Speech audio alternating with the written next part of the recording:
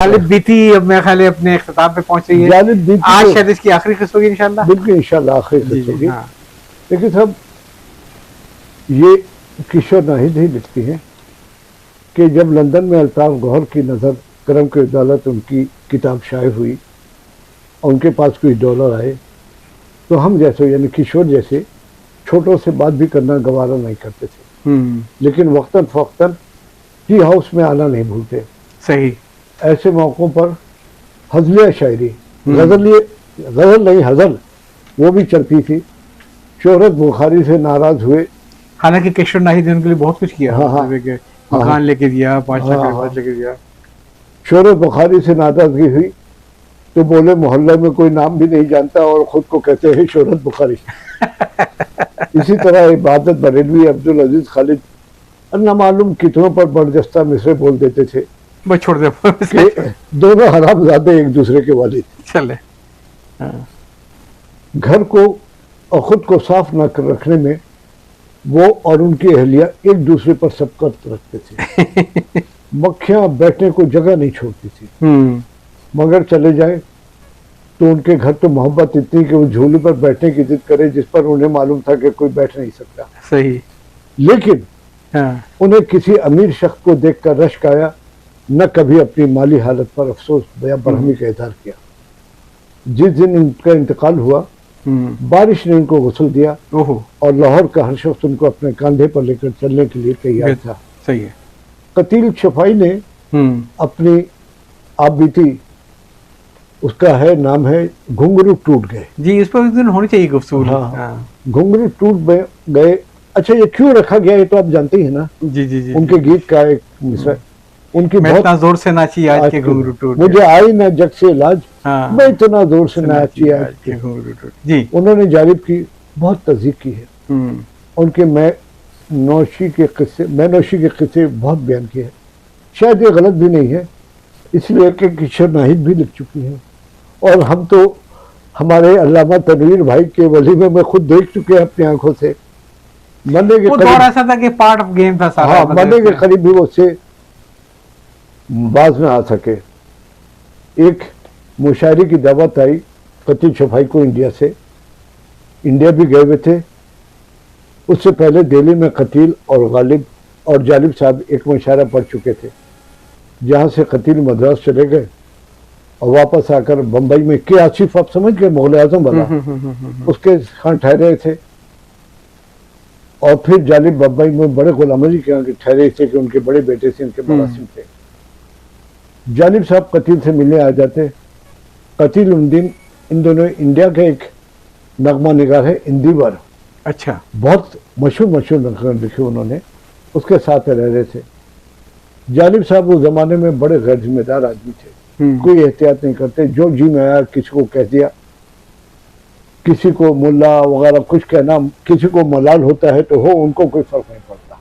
और इसकी वजह से उससे दोस्त उनसे तंग रहते। यानी कतील शफाई खुद उन लोगों के में अपने आप को गिनते हैं जिनकी कुव्वत बर्दाश्त कुछ कुदरतें बहुत ज़्यादा दी है। नसीहतें करते लेकिन वो किसी से तंग नहीं आते। जालिब मेरे पास आए कतील शफाई के पास, अब बोला सुनाया आप हैदराबाद जा रहे हैं जी। कहने लगे मैं भी जा रहा हूँ। कतील शफाई ने पूछा दावतनामा आया? उन्होंने कहा आ जाएगा। कतील ने पूछा किस तरह? कहने लगे कि आप मंगवा कर देंगे। अच्छा। खैर जालिब का तो नाम भी था, इन्होंने मुंतजमीन से कहा और दावतनामा आ गया। हाँ। वो ऐसा जमाना था कि सभी ज्यादा पीते थे। हाँ। लेकिन जालिब साहब कुछ ज्यादा ही पी जाते और उनके बाद उनकी शोखियाँ सामने आती, जो बज़ा औक़ात हद से बड़ी होने की वजह से नागवार हो जाती थी। कतील ने हैदराबाद रवानगी से पहले जालिब से कहा कि वो दोनों एक साथ रहेंगे, लेकिन जालिब के पीने के मामले में बाकायदा मदाखलत करेंगे और उन पर सेंसर लगाएंगे। अच्छा। जालिब ने कहा बहुत अच्छी बात है, ये तो होना भी चाहिए। हैदराबाद में थे तो वहाँ शायर सिद्दीकी आ गए। जालिब का और कतील का एक मुआहिदा हुआ कि 2 पैक का, अच्छा, कि 2 पैक से ज़्यादा नहीं पिएंगे। हाँ हाँ। तो वहाँ 2 पैक पूरे हुए तो उनकी इस दौरान शाहिर सिद्दीक आ गए। हाँ। उन लोगों ने हैदराबाद अंदाज होता है ना सलाम का झुक करके जो सलाम किया, जालिब साहब उनका जवाब देते ही उनकी टेबल पे चले गए। अच्छा। तो 2 पैग तो पूरे थे, अब उन्होंने 1 पैग और पी लिया। फिर उन्होंने कतील साहब की देखा, वो भी उठा लिया। अच्छा, अपना पैग पीने के बाद उन्होंने अपनी गजल शुरू कर दी। हाँ। तो कतील ने शाहिद साहब से कहा कि अब ये मौलाना जालिब साहब काम से गए। उनकी आदत थी कि जब वो ज़्यादा पी लेते तो जो गज़ल की फरमाइश करते वो गज़ल सुनाने शुरू कर देते। कतील और के साथी फारिग हो चुके थे, हाँ। इसलिए कि उनका इंतज़ार कर रहे थे। उन्होंने गज़ल ख़त्म होते ही कतील ने कहा आइए, वो कहते हैं, उन्होंने जवाब दिया आता हूँ। फिर गज़ल शुरू हो गई। तो कतील ने कहा आप तो आइए। तो ये नाराज़ होकर उन्होंने बोला यार आप तो मोहतसिब बन जाते हैं, कभी तो हमें खुला रहने दीजिए। हाँ। कतील ने कहा अच्छा बेटे, इस वक्त से तुम खुले हो। हाँ। शाहिद सिद्दीकी कुछ गर्म हो गए तो कतील ने कहा अब उन्हें आज़ाद छोड़ देते हैं। हाँ। दिल का अच्छा आदमी है, लेकिन एक कमजोरी है कि ज़्यादा पी लेता है तो यह हाल होता है। सही। उन लोगों ने जालिब को छोड़ा और खुद वहां से उठकर घूमने चले गए। जब जालिब और कतील एक ही होटल के में ठहरे हुए थे, 12 बजे कतील कमरे में जाके सो गए। 4 बजे किसी ने दरवाज़ा खटखटाया। ये जालिब साहब थे। ये ऐसे हुलिया थे जैसे किसी ने बहुत मारा पीटा। अच्छा। उन्होंने आते ही कतील के पांव पकड़ लिए और अपने आप को गालियां देने लगे। हाँ। ऐसा वैसा बहुत हूँ, आपकी हाँ। बात नहीं मानता और नतीजा गलत निकलता है। हाँ। तो उन्होंने पूछा क्या हुआ? कहने लगे वो गाना सुनने गए थे, अच्छा। वहां जाकर थोड़ी पी ली। वहां भी पी ली? हाँ, और गाना सुनते सुनते सो गए। 3 बजे करीब आंख खुली तो वहां से निकल आए और तांगे में बैठकर वहां तक आए। पैसे देने के लिए जेब में हाथ डाला तो जेब खाली थी। जाहिर। अब आप ही सोचे, गाना सुन करके कोई जेब भरी कैसे आ सकता है? सियाने लोग अपने किराए का पैसा बचा लेते हैं, इन्होंने नहीं। तो उन्होंने बोला कि ये तो आप ऐसा है कि ये आदमी खड़ा हुआ है तो जो आदमी बड़ा खाए उसको पहले पैसे दे दे, सांगे वाले का। बदकिस्मती से उनके पास ऐसा भी नहीं बचा था। कातिल ने कहा कि जालिम पैसे तुम्हारे नहीं पर उनके गए हैं, क्योंकि अब आगे का सारा खर्चा मुझे उठाना पड़ेगा, उनको उठाना पड़ेगा। चुनांचे उन्होंने पैसे दिए और वो सो गए। कतील लिखते हैं कि उन्हें इस वाक़े का दुख नहीं है। उन्हें मालूम था कि वो जहाँ वो जाते हैं ये सब होता है और इस तरह तो होता है। ये हमारा जुमला है, उनका नहीं। हाँ। जालिब ने अपने मुताबिक हस्बे साल ये शेर कहा है मिसरा कि जहाँ भी गए दास्तान छोड़ा है।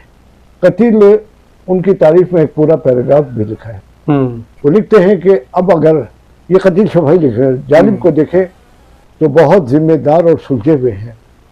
वो ऐसा है जैसा कच्चा सोना और तजुर्बात की खटहाली में पड़ के कुंदन बन गया। उस वक्त तो वहाँ उसके खाते में बहुत सारी कुर्बानियाँ और उसूल परस्तियाँ जमा हैं। वो एक रहनुमा की हैसियत रखता है। खुदा करे उस मुल्क में उसकी जो शान है वो बरकरार रहे और कहीं उसूल परस्ती की सियासत में फ्लोर क्रॉसिंग का शिकार ना हो जाए, यानी लोटा ना बन जाए। लेकिन उन्हें यकीन है कि इस फ्लोर क्रॉसिंग का शिकार नहीं होगा। कतील शफाई ने जालिब का बयान करता एक ज़बरदस्त लतीफ़ा भी लिखा है। वो कहते हैं कि लैया के मुशारे में जाते हुए ज़हीर काश्मीरी और जालिब में मजाक चल रहा था। ज़हीर काश्मीरी मजाक में जालिब पर सवार थे। ये मजाक जारी था कि रास्ते में एक नहर आई, शाम का वक्त था। सबने कहा चलो इस नहर पर रुक कर थोड़ी देर आराम करते हैं। जालिब ने कहा दोस्तों एक बात सुनो, और ज़हीर साहब आप भी सुनिए। कहने लगे सब हाथ उठाकर दुआ करें कि मेरी तमन्ना पूरी हो। अच्छा। सबने हाथ उठाए कि या खुदा उसकी तमन्ना पूरी हो। हाँ। फिर जालिब ने कहा, लोगों ने पूछा तुम्हारी तमन्ना क्या है?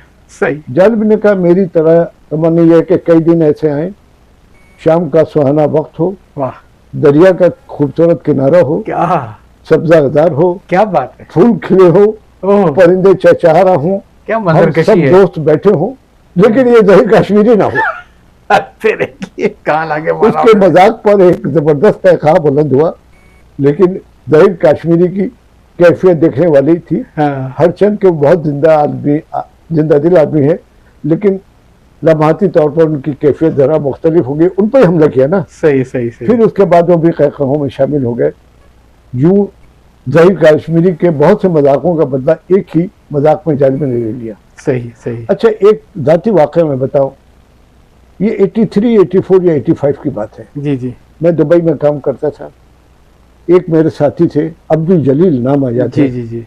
वो भी किसी सेक्शन में थे, कलर को वगैरह बार्ज कलर के। एक दिन वो आए, उनसे उन्होंने मुझसे कहा कि देखिए यार, ये जौलक के दौर में कैसी नाइंसाफी हो रही है। हबीब जाली को गिरफ्तार कर लिया कि वो जुआ खेल रहे थे। अच्छा। अब ये बताइए, इतना बड़ा दानिश्वर जुआ खेलेगा? हाँ, मैंने बोला मुझे तो कोई ताजुब नहीं है, हाँ, इसलिए कि मैनोशी करते हुए तो मैंने खुद अपनी हाँ, आंखों से हाँ, देखा है। हाँ। उनको बहुत ताजुब हुआ। मैंने बोला कोई ताजुब नहीं है, और किशोर नाहिद ने तायद भी कर जी दी। जी जी जी। ये है। अच्छा, मुशफिक ख्वाजा ने अपने किसी कालम में लिखा कि वो फैज से मिले। फैज साहब को उस वक्त तक लेनिन प्राइज मिल चुका था। सही। इन्होंने कहा 300 रुपए दो। फैज ने कहा कि लेनिन प्राइज के साथ जो नकद रकम मिलती है अभी नहीं मिली। हाँ, इन्हें बोला मिले नहीं मिले, तुम मुझे तो 300 रुपए दो। सही बात है। और 300 रुपए ले करके चले वो। तो मतलब ये है कि उनकी इतनी रिपुटेशन थी, ये था उनके ये नाम पर। हाँ, उनके नाम पर कराची में पेरिस क्लब के लोगों ने, सबने नहीं, चंद एक ने, बहुत 2-3 है उन्होंने, बल्कि एक आती है, उसके नाम पर बड़ी चंदे जमा किए, तकरीबात की, ये किया वो किया, और सारी रकम खुर्द कर गए। उनके बच्चों को कुछ नहीं मिला। और वो आजकल ये, अब मैं नहीं, पूरे कराची के साफी जानते हैं कि वो कौन शख्स है। और ये सब ये कहते हैं कि उसने सारा माल खा लिया, उसके बच्चों को कुछ नहीं मिला। और अभी कुछ दिनों पता चला कि उसकी बीवी जो है, वो, इसकी बेटी जो है, टैक्सी चला रही थी। इतना माल कमाया। और मेरा ख्याल ये है, बड़ी दास्तान इब्रत सुनाई हाँ, आपने। और हाँ। शायर बहुत अच्छे, इनकलाबी बहुत अच्छे, हाँ, लेकिन लेकिन ये लापरवाह। लापरवाह। और की बात है कि जो बच्चों की तरफ से कोई किशोर उनके- नाहिद ने जो लिखा और बाकी लोग ने लिखा है, उनकी जो शराब की जो लत थी और जो जुए की जो आदत थी, वो तो ऐसा कुआं था जितना मर्जी पैसे डाले से डूब बस जाएगा। डूब गए उसी के अंदर। तो बहुत खुशी हुई जनाब। इंशाल्लाह फिर अब फिर ये इंशाल्लाह मौजूद खत्म करते हैं, फिर आएंगे।